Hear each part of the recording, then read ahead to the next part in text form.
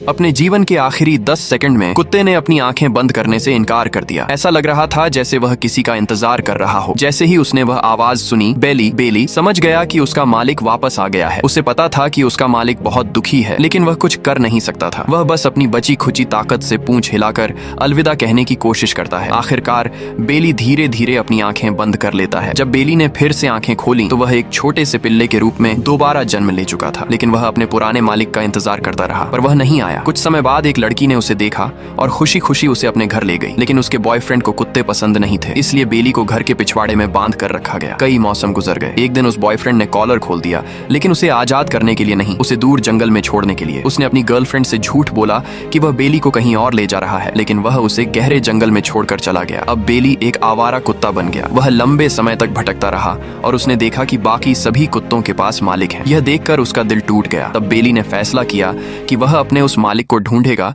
जो उससे सच में प्यार करता था। वह बहुत दूर तक चलता रहा और फिर वह एक पहचाने हुए गेहूं के खेत के पास पहुंचा। खेत के उस पार उसके पुराने मालिक का घर था। बेली पूरी ताकत से उस घर की तरफ दौड़ा, जैसे भगवान खुद उसे रास्ता दिखा रहे हों। लेकिन ईथन ने उसे पहचान नहीं पाया, क्योंकि वह जो कभी हंसमुख जवान लड़का था अब एक मध्यम उम्र का आदमी बन चुका था। ईथन ने उसे बस एक आवारा कुत्ता समझकर खाना दे दिया और उसने कसम खाई कि वह अब कभी कुत्ता नहीं रखेगा। इस बार भी उसने बेली को घर के अंदर नहीं आने दिया, लेकिन बेली रात तक वहीं इंतजार करता रहा। आखिरकार ईथन का दिल पिघल गया और उसने उसे अंदर आने दिया। अगले दिन उसने बेली को नहलाया और उसका नया नाम रखा, बड़ी बड़ी। ईथन के पास फिर से सोना बेली के लिए किसी चमत्कार से कम नहीं था, लेकिन उसने महसूस किया कि ईथन अब पहले जैसा खुश नहीं है। वह बहुत अकेला लगता था। बेली को उस महिला की याद आती थी जो पहले ईथन के साथ रहती थी। इसलिए एक सुबह सूरज निकलने से पहले बेली उसी पुराने पार्क में गया। कुछ ही देर में उसे एक जानी पहचानी खुशबू आई। वह बोल नहीं सकता था, इसलिए वह चुपचाप उस महिला के पीछे पीछे उसके घर तक चला गया। जैसे ही वह घर में प्रवेश करने वाली थी, उसने बेली को देखा और सोचा कि यह खोया हुआ कुत्ता है। लेकिन जब उसने कॉलर पर अपने एक्स बॉयफ्रेंड का नाम देखा